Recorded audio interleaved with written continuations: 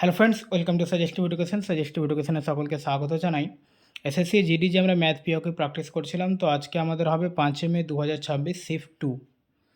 তো প্রথমেই দেখো, প্রত্যেকটা শিফটের প্রথমেই থাকছে সরল। তো আমরা সরলটা করব। তো আমরা প্রথমে লিখে দিই, তারপরে এককের অঙ্ক দিয়ে করে দেবো, ঠিক আছে? এখানে যেহেতু সবটা আলাদা রয়েছে।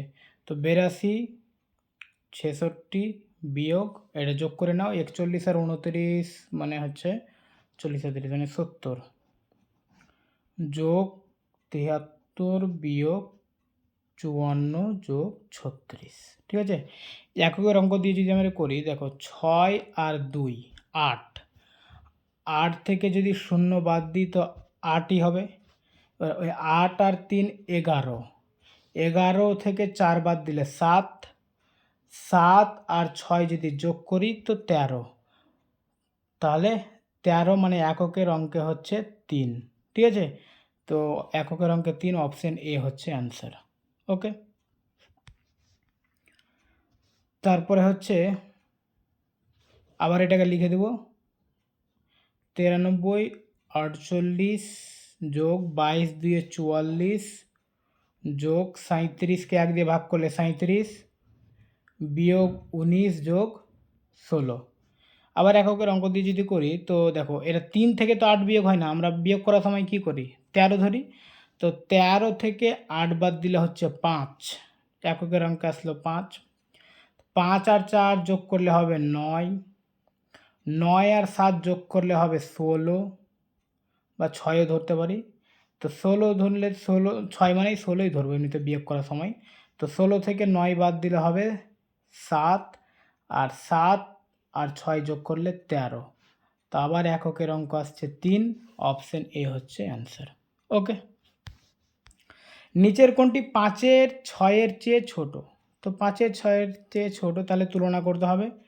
5-এর 6, অপশন এটা যদি লিখি 10-এর 11, তাহলে কোনাকুনি গুণ করো, 5 11 55 আর 6 10 60, এটা 55, ঠিক আছে? 60, তার মানে এটা বড় হয়ে যাচ্ছে, 60 হয়ে যাচ্ছে, 55 থেকে বড়, তাহলে এটা হবে না, আমাদের ছোট খুঁজতে বলেছে, তার মানে অপশন এ হবে না, ঠিক আছে? তারপরে যদি অপশন বিটা চেক করি, 4-এর 5 লিখে, সরি, এটা 5-এর 6 না, 5-এর 6 আর অপশান বি হচ্ছে 4-এর 5, কোনাকুনি গুণ করো, 5 5 25 আর এটা গুণ করলে 24, তাহলে এটা 24টা কী হচ্ছে, 25-এর থেকে ছোট, তার মানে 4-এর 5টা 5-এর 6-এর থেকে ছোট, অপশান বি হবে অ্যান্সার, ঠিক আছে? 4-এর 5টাই অ্যান্সার। আচ্ছা, এখানে একই রকম সংখ্যা দেখতে পাচ্ছ, 15.3 5.3, তার মানে এটা সূত্র হবে এ, 15.3কে যদি আমরা এ ধরি, 5.3কে যদি বি ধরি, তাহলে কি হবে, a plus b whole square minus 4ab, তাই তো? আর এটা কার সূত্র, এটা হচ্ছে এ মাইনাস বি হোল স্কোয়ারের সূত্র। এ মাইনাস বি হোল স্কোয়ারের সূত্র কী হয়, a square plus, sorry, minus 2ab plus b square হয়, এমনকি a plus b whole square minus 4ab এটাও হয়, ঠিক আছে? এবার a minus b whole square, তাহলে এ আমরা কী ধরেছি, 15.3 বিয়োগ, আর বি হচ্ছে 5.3, এদের স্কোয়ার। তো এটা বিয়োগ করলে কত হবে, 15 থেকে 5 বাদ মানে 10, ঠিক আছে? 15.3 থেকে 5.3 বিয়োগ করলে 10, তো 10-এর স্কোয়ার সমান হচ্ছে 100, অপশন এ হচ্ছে অ্যান্সার। ওকে, একটি বর্গক্ষেত্রের বাহু 8 সেমি, বর্গক্ষেত্রের পরিসীমা কত? পরিসীমা মানে কি, 4টা বাহুর যোগফল, ঠিক আছে? 4টা বাহুর যোগফল হচ্ছে পরিসীমা। তো একটা বাহু 8, তো 4টা বাহুর যোগফল কত হবে, 32।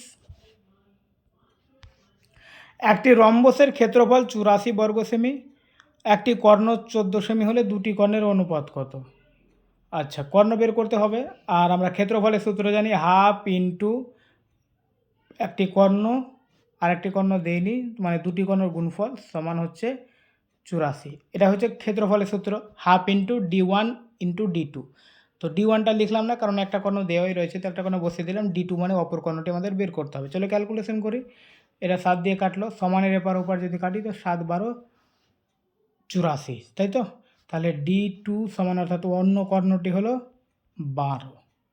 একটা কর্ণ হচ্ছে 14 আর একটা কর্ণ 12, এদের অনুপাত চেয়েছে, তো 2 দিয়ে কেটে দাও দুটাকেই, তো 7:6 কোথায় রয়েছে? Option B. একটি রম্বসের পরিসীমা 60 সেমি এর একটি কর্ণ 18 সেমি হলে রম্বসটির দুটি কর্ণের যোগফল কত? আচ্ছা, পরিসীমা পরিসীমা মানে হচ্ছে 4টা বাহুর যোগফল। তাই এখানে একটা বাহু তাহলে কত হবে? 4টা বাহুর যোগফল যদি 15 হয় তাহলে একটা বাহু, সরি, 4টা বাহুর যোগফল যদি 60 হয় তাহলে একটা বাহু 15 হবে, তাই তো? এবার কর্ণ বলেছে, তো একটা কর্ণ দেওয়া রয়েছে, এটা 18, এটা আমাদের বের করতে হবে, ঠিক আছে? আচ্ছা, এইটুকু যদি, এটা পুরোটা যদি 18 হয় তার মানে এই অর্ধেকটা হবে 9, তাই তো? আর এটা তো 15 দেওয়াই আছে, আর এটুকু আমাদের বের করতে হবে, ঠিক আছে? তাহলে এটা 9 আমরা পেয়েছি, যেটা অর্ধেকটা এটুকু। তাহলে একটা ত্রিভুজ হয়ে গেল, লম্ব, আর 9টা হচ্ছে ভূমি, আর 15টা হচ্ছে অতিভুজ। তো অতিভুজ স্কোয়ার সমান, আচ্ছা এত কিছু না লিখে আমরা লম্ব স্কোয়ার সমান লিখে দিচ্ছি, ঠিক আছে? লম্ব স্কোয়ার সমান তাহলে কি হবে? অতিভুজ স্কোয়ার মাইনাস ভূমি স্কোয়ার। আশা করি এগুলো বুঝতে অসুবিধা হবে না, আগেও পড়েছো, আর এমনকি আমাদের আজকে 14 নম্বর শিফট চলছে, প্রত্যেকটা শিফটে এই ধরনের অঙ্ক থাকছে। তো লম্ব স্কোয়ার সমান তাহলে কি হবে? 15 স্কোয়ার সমান 225, আর 9 স্কোয়ার সমান 81, যদি বিয়োগ করি 5 থেকে 1 বছর, 12 থেকে 8 বছর, মানে 144, ঠিক আছে? তো লম্ব স্কোয়ার সমান যদি 144 হয় তাহলে লম্ব সমান 144-এর বর্গমূল অর্থাৎ 12। তো এই যে এইটুকু আমরা পেলাম 12, ঠিক আছে? তো এটা যদি এইটুকু আমরা যদি 12 পাই তো পুরোটা কত হবে? পুরোটা হবে 24, মানে পুরো কর্ণটা হয়ে গেল 24, আর একটা কর্ণ তো এটা, এই কর্ণটা দেওয়া রয়েছে, মানে কত দেওয়া আছে? 18। তো এই আমাদের দুটো কর্ণের যোগফল চেয়েছে, তো যোগ করে নাও, 8 4 12, 2 3 4 42। অপশন বি হচ্ছে অ্যান্সার। ওকে। 16 জন ছেলের একটি দলের গড় বয়স 20 বছর। 18 বছর এবং 19 বছরের বয়সের দুটি ছেলে দল ছেড়ে চলে গেল। 32 বছর বয়সের একটি ছেলে দলে যোগ দিল। দলের নতুন গড় বয়স কত? আচ্ছা দেখো, 16 জন ছেলে আছে, গড় হচ্ছে 20, তাহলে মোট কত হবে? 16কে 20 দিয়ে গুণ, মানে 320। তো সবটা ছেলের মোট বয়স হচ্ছে 320, ঠিক আছে? এবারে দুজন চলে গেল, কত কত বছরে? 18 আর 19, তার মানে 18 আর 19 কত? 18 আর 6 মানে 37। তো 320 থেকে দুজনের বয়স বাদ দিয়ে দাও, চলে যাচ্ছে যেহেতু 37, বাদ দিয়ে দিলে তাহলে 10 থেকে 7 বাদ 3, 11 থেকে 3 বাদ 8, আর এখানে নামছে 2, তাই তো? তো 283 থাকছে। এবারে কি হচ্ছে, দুজন চলে গেছে, তো আছে কজন? এখন 16 জন ছিল, দুজন চলে গেছে, 14 জন আছে। আবার একজন যোগ হচ্ছে, ঠিক আছে? মানে 32 বছরে যোগ হচ্ছে। তো একজন এলো, মানে এটা 15 হয়ে গেল, 15 জন হয়ে গেল, আর ওর 32 বছর যোগ করে দাও এখানে। 3 2 5, 8 3 11, 2 1 3। তার মানে এখন দলে 15 জন আছে, দুজন চলে গেছে, একজন এসছে, তার মানে 16 জনের মধ্যে দুজন চলে গেলো, 14 হলো, আর একজন হলো, তো 15 জন হয়ে গেল। আর তাদের সবার মোট বয়স হচ্ছে 315, সরি 315, ঠিক আছে? তাহলে 315কে আমরা গড় যদি বের করি তো 15 দিয়ে ভাগ করব, ঠিক আছে? 15 দিয়ে ভাগ করলে 15 2 30, 15 1 15, 21 বছর হচ্ছে গড় বয়স। ওকে। তারপরে 9 নম্বর অঙ্ক দেখো, এ সমান হচ্ছে 2 এর পাওয়ার 5, 3 স্কোয়ার, বি সমান এতটি হলে এ বি এ গসাগু লসাগুর গুণফল কত? তো দেখো, আমাদের প্রথমে লসাগু আর গসাগু বের করতে হবে। এই ধরনের যদি থাকে তাহলে লসাগু বের করার নিয়ম হচ্ছে 2 লিখে দেব, লসাগু যদি বের করি, লিখে দিলাম 2 লিখে, দেখো যেটাতে পাওয়ার বেশি থাকবে ওটা হবে লসাগু, ঠিক আছে? তো দেখো 2 এর পর এখানে 8 আছে, তো এটা হচ্ছে গুণিত 3 লিখে, এখানে পাওয়ার বেশি আছে, তো 2 এর পর 8 গুণিত 3 এর পাওয়ার 4, এটা হবে লসাগু। আর গসাগু যদি বলি তো কম পাওয়ারগুলো নেব, তো 2 এর পাওয়ার 5 আর 3 এর পাওয়ার 2, এটা হচ্ছে গসাগু। এদের গুণফল চেয়েছে, তো এদের গুণফল করে নাও। এবার দেখো, পাওয়ারওয়ালাগুলো যদি গুণ করি তো পাওয়ারটা কিন্তু যোগ হয়ে যায়, ঠিক আছে? গুণ হয় না কিন্তু।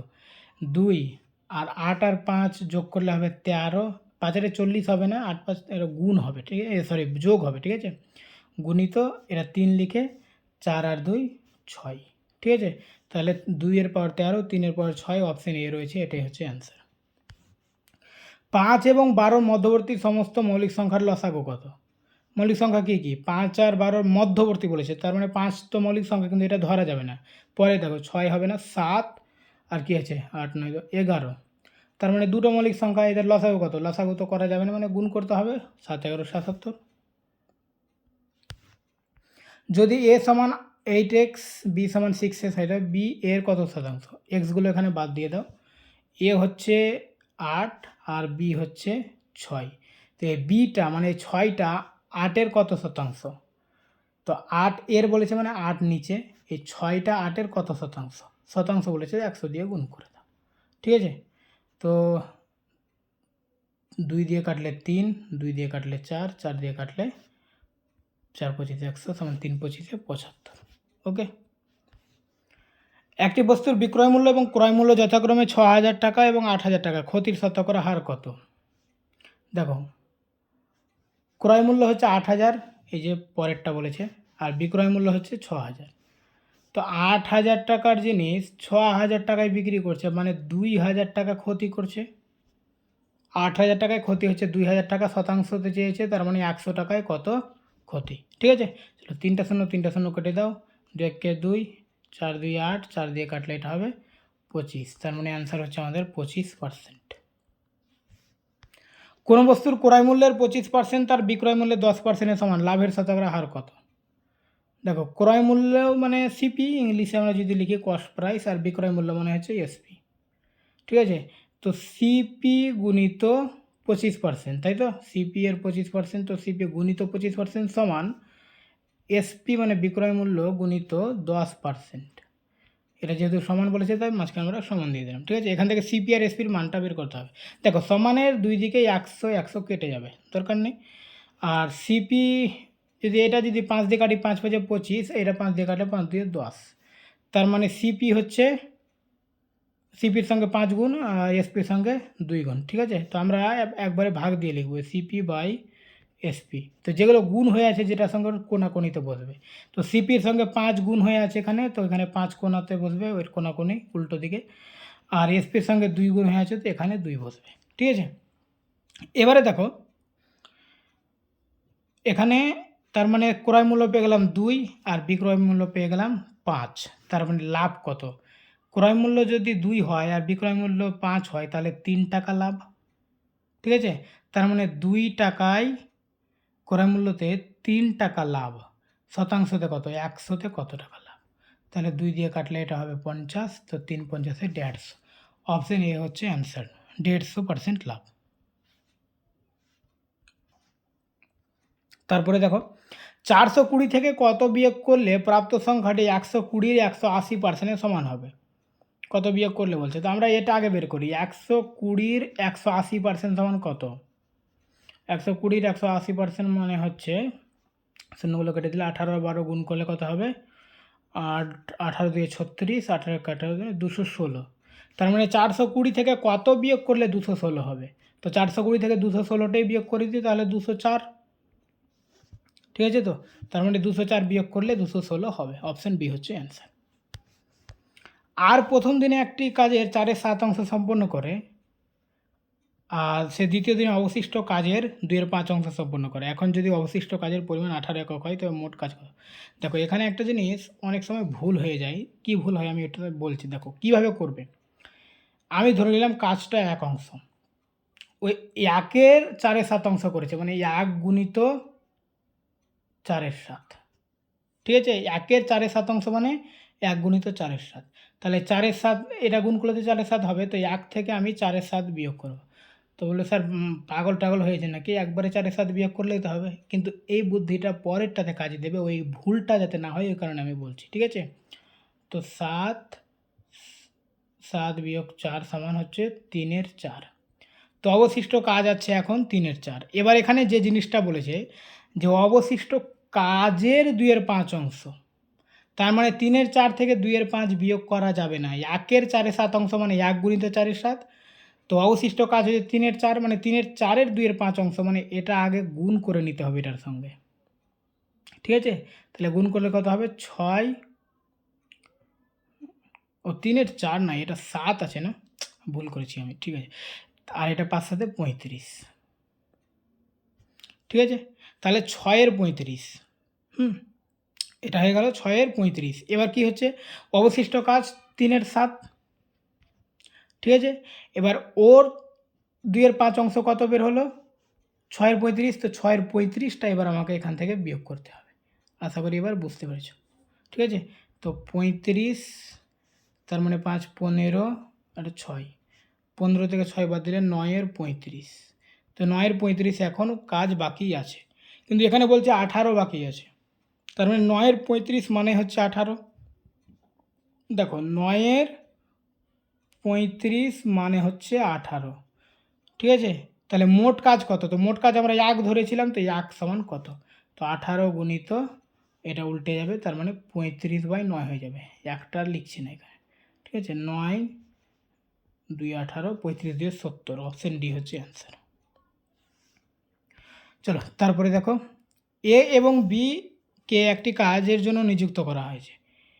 এ কাজটি 2 দিনে এবং বি কাজটি 6 দিনে কাজ করেছে। এ এবং বি এর প্রতিদিনের কাজের পরিমাণ 5 এবং 2।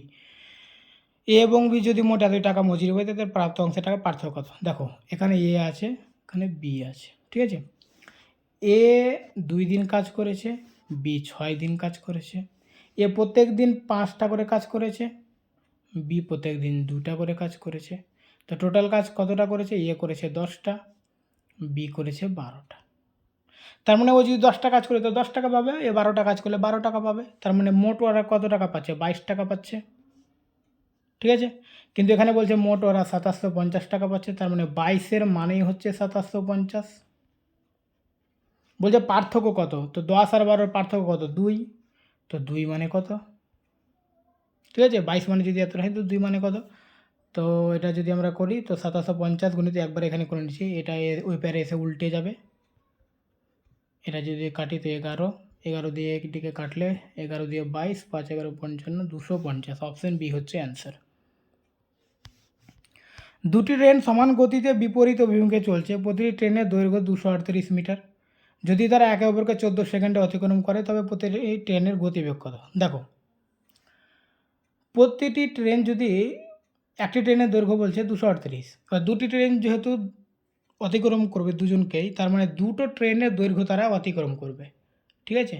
বারবার ট্রেনের অঙ্কগুলোতে বলছি যে তারা যদি সেতুকে অতিক্রম করে, তো সেতু প্লাস ট্রেনের দৈর্ঘ্য অতিক্রম করবে। এখানে দুটো ট্রেন বলছে, তো দুটো ট্রেনের দৈর্ঘ্য তারা অতিক্রম করবে।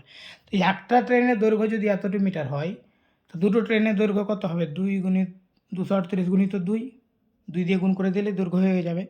আচ্ছা এতটা দৈর্ঘ্য তারা কত সেকেন্ডে যাচ্ছে, 14 সেকেন্ডে। তো 14 সেকেন্ডে যায় এতটি দৈর্ঘ্য, আমাদের চেয়েছে মিটার পার সেকেন্ড, মানে 1 সেকেন্ডে কত, তো 1 সেকেন্ডে কত, ঠিক আছে। তো 238 গুণিত 2 গুণিত, এটা উল্টে যাবে, 1-এর 14, কাটলে হবে এটা 7। এটা আমরা গুণ করতে পারতাম, কিন্তু কাটাকাটি করবো তো গুণ করে কী করবো, তাই তো এখানে রেখে দিয়েছি, তো এখানে কাটতে সুবিধা হলো। তো 7 আর এখানে 7 দিয়ে যদি এটা কাটি, তো 3 7 21, ঠিক আছে। 3 7 21 আর 4 7 28, 34। এবার দেখো তার মানে কত সময় তার বেগ বের হলো 34 মিটার পার সেকেন্ড। এটা দুটো ট্রেন মিলিয়ে বের হচ্ছে, কারণ দৈর্ঘ্যটা দুটো ট্রেন ধরেছি। তো একটা ট্রেনের বেগ কত হবে, তো 34কে 2 দিয়ে ভাগ করে দাও, 17, অপশন বি হচ্ছে অ্যান্সার। ওকে, এক ব্যক্তি মোট দূরত্বের 1/3 অংশ 40 কিমি ঘন্টা বেগ অতিক্রম করে, সে অবশিষ্ট দূরত্ব 50 কিমি ঘন্টা বেগ অতিক্রম করে, সম্পূর্ণ যাত্রাপথে তার গড় গতিবেগ কত। দেখো 1/3 অংশ মানে কি, আমি ধরে নিলাম যে 3 কিলোমিটার টোটাল রাস্তা, 3 কিলোমিটার রাস্তার মধ্যে 1 কিলোমিটার যাচ্ছে 40 কিলোমিটার বেগে, আর বাকি 2 কিলোমিটার যাবে তাহলে 50 কিলোমিটার বেগে। 1/3 মানে 3 ভাগের 1 ভাগ, তো 3 ভাগের 1 ভাগ যদি 40-এ যায়, তো বাকি তো বেঁচে থাকতে কত, 2 ভাগ, তো 2 ভাগ 50 হয়ে যাবে। এবার দেখো আমি এটা 3 কিলোমিটার ধরেছিলাম, তার এটা 1 কিলোমিটার, এটা 2 কিলোমিটার। এবার গতিবেগ দেখো 1 ঘন্টায় যাচ্ছে 40 কিলোমিটার, তার মানে 40 কিলোমিটার যেতে টাইম লাগছে তার 1 ঘন্টা। তো এটা 1 কিলোমিটার যেতে হবে ওকে, 1 কিলোমিটার যেতে তার টাইম কত লাগবে, 1 কিলোমিটার যেতে লাগবে তার 1-এর 40 ঘন্টা, ঘন্টা দিয়ে রাখো এটা টাইম। ঠিক আছে। ঠিক একই রকম এখানে 50 কিলোমিটার যেতে তার টাইম লাগছে 1 ঘন্টা। তার মানে এখানে 2 কিলোমিটার যেতে হবে, তো 2 কিলোমিটার যেতে তার টাইম কত লাগছে? তাহলে 2 এর 50 ঘন্টা লাগছে। ক্যালকুলেশন করছি না, বুঝতে পারছো, 1 গুণিত 2 এর 50 হবে, উল্টে যাবে এটা এসে। তো এই একই জিনিস, এটা ঘন্টা। তার মানে টোটাল টাইম তার কত লাগলো? টোটাল টাইম লাগলো 1 এর 40 আর 2 এর 50। আচ্ছা, এটা 2 এর 50কে আমরা 1 এর 25 লিখতে পারি,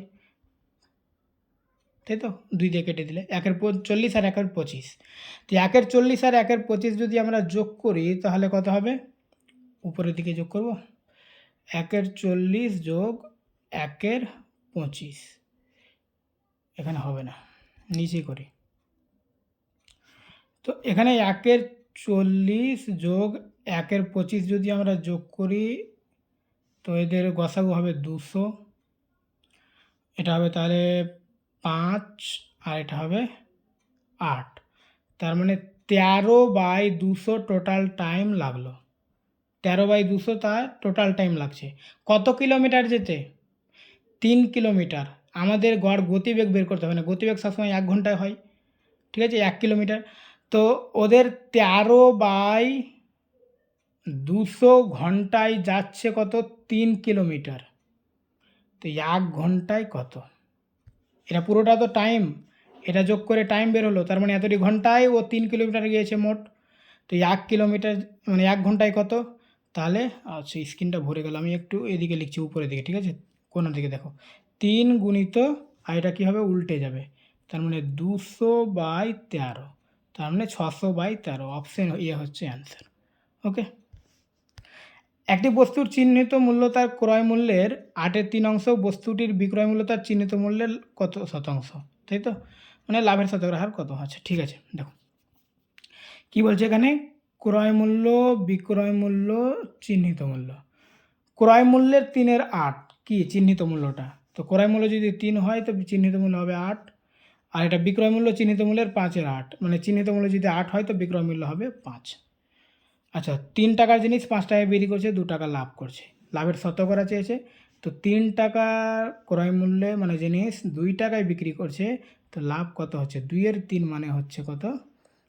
এটা কাটবে না, ও সরি, তো 200/3, ঠিক আছে। তো অপশন এ হচ্ছে অ্যান্সার, 200/3। আচ্ছা, লাস্ট রয়েছে, একটি বস্তুর চিহ্নিত মূল্য 6,000 টাকা, 30% ছাড়ে বিক্রি করলো। আচ্ছা, 30% ছাড়ে বিক্রি করলো মানে 70 টাকায় বিক্রি করলো 100 টাকার জিনিস, 30 টাকা ছাড় দিয়ে 70 টাকায় বিক্রি করলো। তো 60,000-এর 70% বের করে নাও, বা 30% বের করে বিয়োগ করতে পারো। তো আমি বিয়োগ কেন করবো? একবারে বিয়োগ করে দিলাম, এদিকে 30 টাকায় বিয়োগ করে দিলাম, ঠিক আছে।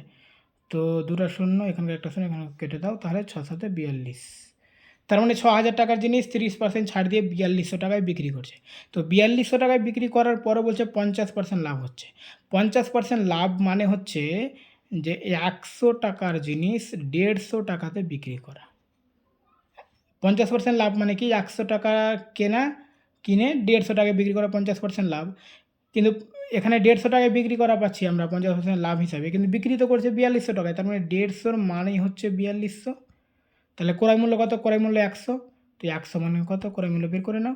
তো 4200 গুণিত, এটাকে উল্টে দাও এবারে নিয়ে এসে, 100/150 যদি কাটাকাটি করো তাহলে এখানকার একটা শূন্য, এখানকার একটা শূন্য কেটে দাও, 5 দিয়ে কাটলে হবে 2, 5 দিয়ে কাটলে হবে 3, 3 দিয়ে কাটলে 3 14 42, তাহলে 14 দিয়ে 28, অপশন বি হচ্ছে অ্যান্সার। Okay, thank you.